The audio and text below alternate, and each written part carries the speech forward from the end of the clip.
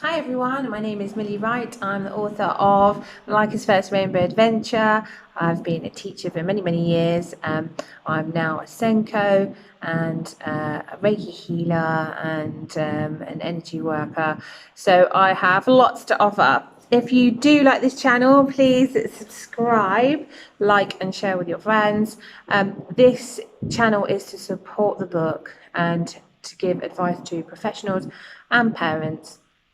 So check out the videos. I will keep continuing to make more when I can. So yeah, take a look. So today we're going to be looking at point number 15, which is explore negative thoughts and flip them into positive thoughts. Create a success thought poster or bookmark to refer to throughout the day or before bedtime.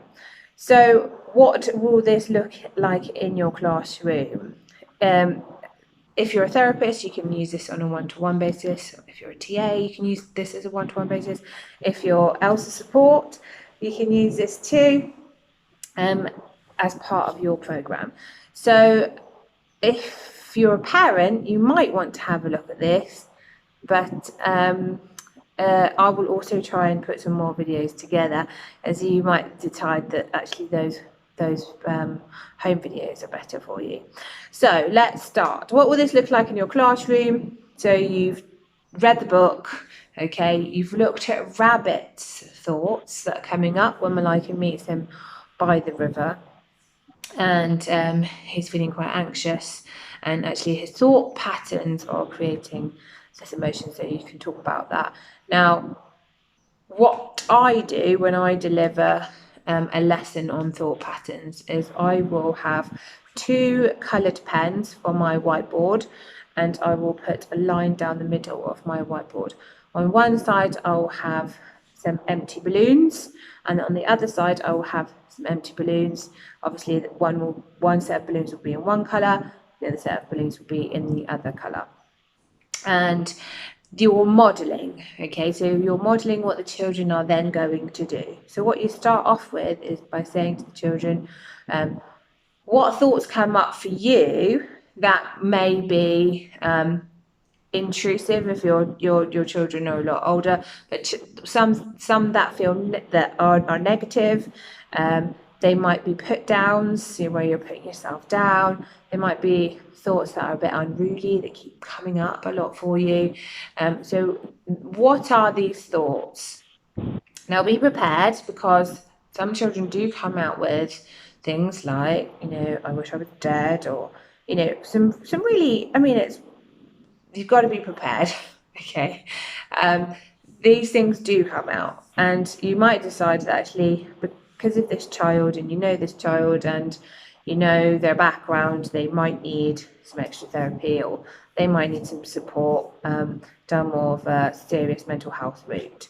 So it is Mental Health Awareness Month, so this is perfect for this month.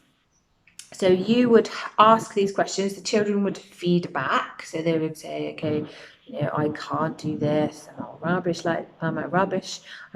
at this, or, so-and-so is better than me, or, these thoughts, whatever's coming up for them. I'm not a good friend, I don't know how to do this, whatever's coming up for them, you would then just accept. So you say, do you know what, these thoughts, a lot of people feel these thoughts or think these thoughts. You would normalize it. So you would say, okay, you would write these thoughts down into the balloons. All right. Now, on the other side of the board, you would then flip those thoughts into positive thoughts. So I can try harder, I can give it a go, it doesn't matter if I get it wrong, whatever. You're building a healthy mindset, okay? So you're flipping the thoughts that are on this side of the board and the balloons onto this side of the board into the balloons. And then what you say to the children is, you've got your A3 paper, so they just have a plain piece of A3 on their tables. Draw down the middle, line down the middle, or fold it in half, then you've got your line. And you then draw your balloons, okay? And whatever you write down in your balloons, these negative thoughts, or unruly thoughts, or put downs, that's okay. Okay, so what we're saying is that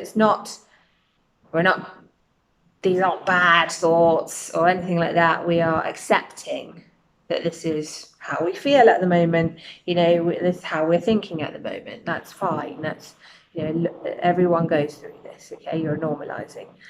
You've got to accept. If you don't accept, okay, then you're kind of building this conflict. So you don't want to be doing that. You've got to be really clear about accepting. You might even decide with a green felt tip or a pink felt tip or whatever colour that would represent love to you would go around that balloon.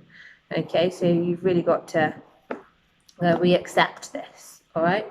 And then on their other side of the page, they would then flip their thoughts. So they'd really think, how can I flip my thought? Really getting them to think about it. Now, once you have finished the activity, they've got their big pieces of paper with a line down the middle and one set of balloons here, one set of balloons here. You can then get them to cut down the middle, okay, of their page, and you can get them to they can cut up those balloons, they can scrunch up those balloons, that piece of paper, whatever they want to do with it, they can pop it in the bin. Then they're left with their positive thoughts, positive affirmations that they've built up themselves, okay? And you can laminate it, have it put it on their desk, you can use it as a bookmark, you can do whatever you want to do with it, but it's always there to remind them about keeping a healthy, positive mindset. And this is really, really empowering. And on the board, you can rub off your negative thought patterns. And if you really wanted to, you could have a physical balloon and someone will come and pop that, which is quite good fun as well at the end. So it is a great little activity that you can do with your children, and actually you can do this at home too. If you're looking further to do more work around negative thought patterns or intrusive thought patterns that are coming up all the time, you could start to teach your children meditation techniques.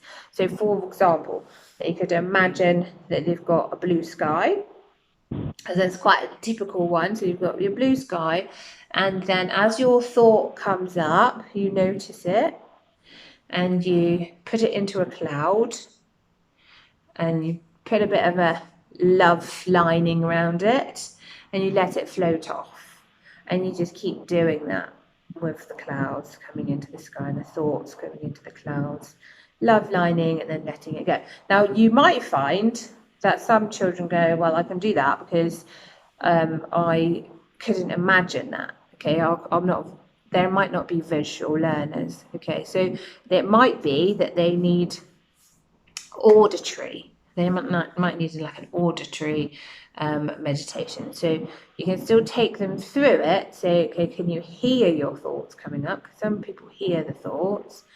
And then what you could do is you could have a love hoover that comes along and just hoovers up the thought pattern. So you can get as creative as you like. You might want to do those meditations and then talk to the children about what they could create in their meditations. So that's another lesson in itself. And journaling would be your last one. So when we externalize, and we are kind of doing this even in the meditation, we're seeing our thoughts, we're hearing our thoughts, and we're saying, okay, they're going to be sucked up. But also when you're journaling, when you're seeing your thoughts externally, it really separates you. Okay, so this is a great way of gaining that control back. If you're journaling, you can put it in a book and your brain pretty much thinks, actually, I don't need to keep thinking about it because it's in my book and I've written it down, and then it's put on the shelf and I can get on with the rest of my day. And that might mean then shifting the focus, okay, to listening to an uplifting piece of music, or it might be doing a grounding activity. some exercise or whatever it might be, getting on with your chores or your day-to-day activities and just shifting, all right? So the book, write in the book, stick on the shelf. I won't forget it because it's in my book. My brain doesn't need to do any more work.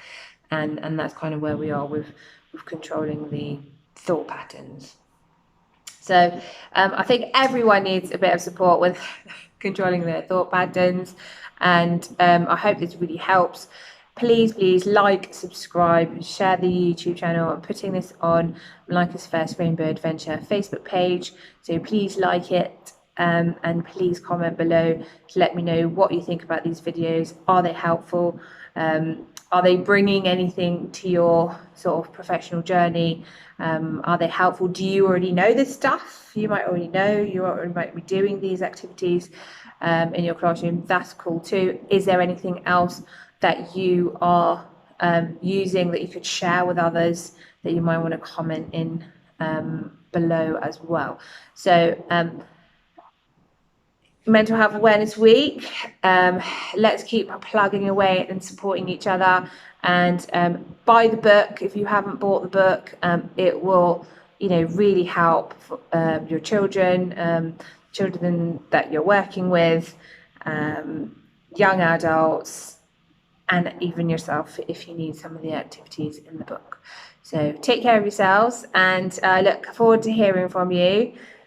All the best.